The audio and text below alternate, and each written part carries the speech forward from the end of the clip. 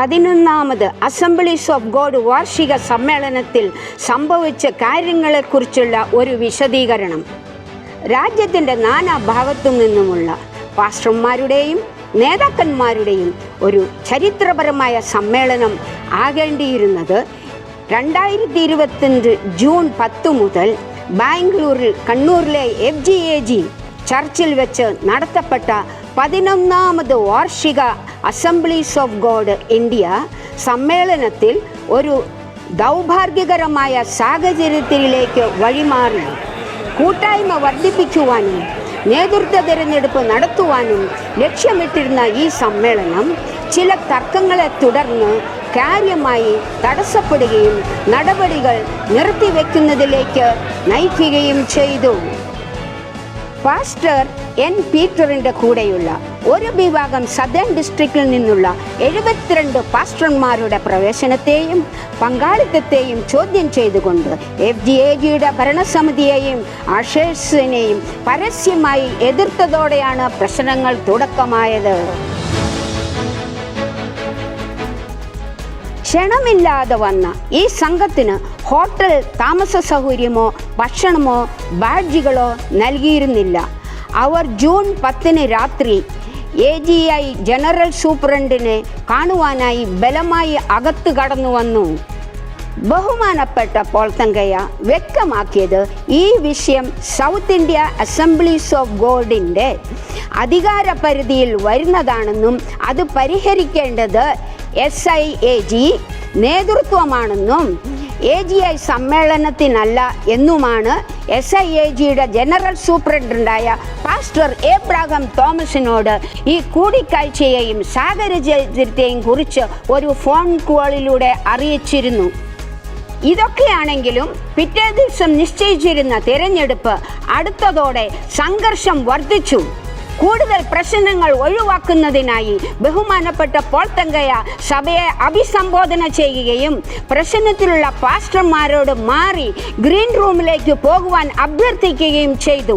തുടർന്ന് pastor Abraham തോമസിനോട് അവരുമായി വ്യക്തിപരമായി സംസാരിക്കുവാനും അദ്ദേഹം ആവശ്യപ്പെട്ടു. ബഹുമാനപ്പെട്ട ഡോക്ടർ മോഹനും ഈ വിഷയത്തിൽ ഇടപെട്ടു.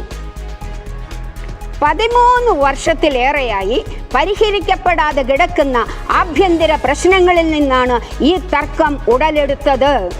സമ്മേളനത്തിൽ പങ്കെടുക്കുവാൻ അവകാശം നൽകുന്ന ഒരു കോടതി ഉത്തരവ് തങ്ങളുടെ പക്കലുണ്ടെന്ന് തെക്കൻ ജില്ലയിൽ നിന്നുള്ള 72 പാസ്റ്റർമാരുടെ സംഘം അവകാശപ്പെട്ടെങ്കിലും ചർച്ചയിൽ ഒരു തീരുമാനവും ഉണ്ടായില്ല.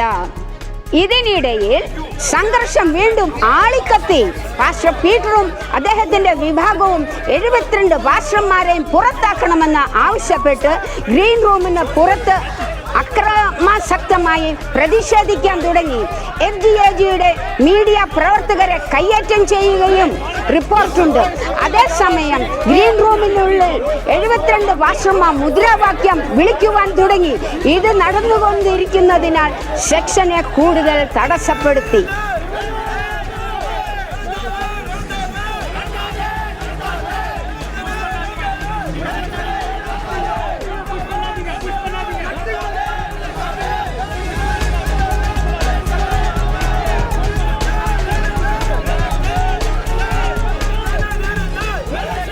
ഗ്രീൻ റൂമിലുണ്ടായിരുന്ന സംഘത്തിലെ ഒരാൾ പ്രാദേശിക അധികാരികളെ വിളിച്ച് ചില രോഗികൾ ഉൾപ്പെടെയുള്ള തങ്ങളുടെ മുറിയിൽ പൂട്ടിയിട്ടിരിക്കുകയാണെന്ന് അറിയിച്ചു. പോലീസ് ഉദ്യോഗസ്ഥർ ഉടൻ തന്നെ വേദിയിലെത്തി. അവർ അകത്തേക്ക് പ്രവേശിച്ചപ്പോൾ ഗ്രീൻ റൂമിലുണ്ടായിരുന്ന സംഘം സ്റ്റേജിലേക്ക് തള്ളിക്കയറുകയും ബഹളമുണ്ടാക്കുകയും ചെയ്തു. അവർ ബലമായി സ്റ്റേജിലേക്ക് ഇരച്ചു കയറിയതോടെ ഇതൊരു ക്രമസമാധാന പ്രശ്നമെന്ന് പോലീസ് ഔദ്യോഗികമായി പ്രഖ്യാപിച്ചു. കോടതി ഉത്തരവുള്ളതിനാൽ തിരഞ്ഞെടുപ്പിൽ വോട്ട് ചെയ്യുവാനുള്ള അവകാശം വേണമെന്ന് ആവശ്യപ്പെട്ടുകൊണ്ട് ആ സംഘം മുന്നോട്ട് നീങ്ങി. ഇത്തരം സാഹചര്യങ്ങളിൽ സമ്മേളനം തുടരുവാൻ കഴിയില്ലെന്ന് പോലീസ് സംഘടനക്കാരെ അറിയിച്ചു.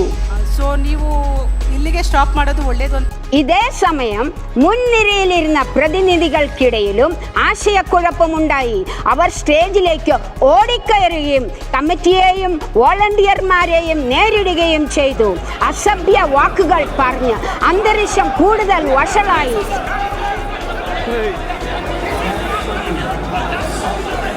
സാഹചര്യം വഷളായിട്ടും പാസ്റ്റർ എബ്രഹാം തോമസോ പാസ്റ്റർ VT എബ്രഹാമോ പാസ്റ്റർ പീറ്ററോ ഈ ബഹളമുണ്ടാക്കുന്നവരെ നിയന്ത്രിക്കാനോ ശാന്തരാക്കുവാനോ യാതൊരു നടപടിയും സ്വീകരിച്ചില്ല.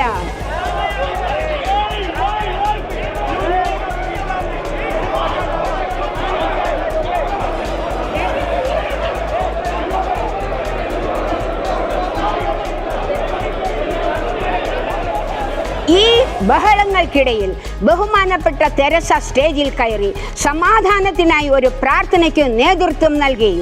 പിൻനിരയിലുണ്ടായിരുന്ന പ്രതിനിധികൾ പ്രാർത്ഥനയിൽ പങ്കുചേർന്നപ്പോൾ മുൻനിരയിലെ അച്ചടക്കമില്ലാത്ത പാസ്റ്റർമാരുടെ കൂട്ടം അവരെ പരിഹസിക്കുകയും താഴെ ഇറങ്ങുവാൻ ആക്രോശിക്കുകയും ചെയ്തു.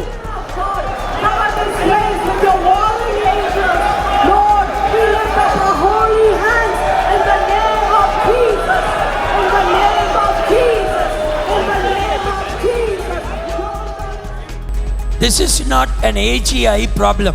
I don't need to be involved in something that has to be taken care by the region. ഒടുവിൽ ഈ ബഹളവും അസ്വസ്ഥതയും കാരണം ഈ വിഷയം പരിഹരിക്കപ്പെടുന്നതുവരെ സമ്മേളനം പിരിച്ചുവിടുകയാണെന്ന് പാസ്റ്റർ എബ്രഹാം തോമസ് അറിയിച്ചു.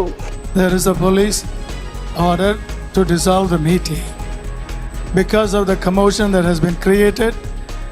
Until it is solved, they don't want to allow the conference to continue. They are asking to dissolve the conference. ഇതിനെ തുടർന്ന് ബഹുമാനപ്പെട്ട ഡോക്ടർ മോഹൻ സമ്മേളനം ഔദ്യോഗികമായി നിർത്തിവെച്ചതായി പ്രഖ്യാപിച്ചു. There is a provision also in the constitution. If you are not able to proceed with the conference, we have to adjourn this one now, and after that all India General Presbytery will get together and decide further procedure.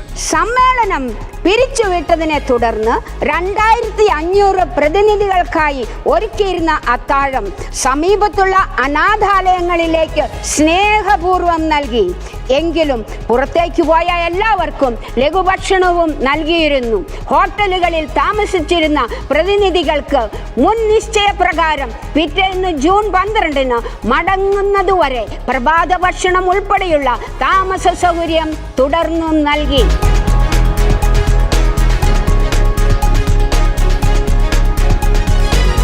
Executive committee മെമ്പേഴ്സും പ്രസിപ്പിറ്റേഴ്സും SIJയിലുള്ള central district പാസ്റ്റേഴ്സും ഈ മഹത്തരവും ആത്മീയവുമായ ഉണർവാകേണ്ടതുമായ ഈ ദേശീയ സമ്മേളനം ഭിന്നതയും ബഹളവും മൂലം ഖേദകരമായി നഷ്ടപ്പെട്ടുവെന്ന് കരുതുന്നു.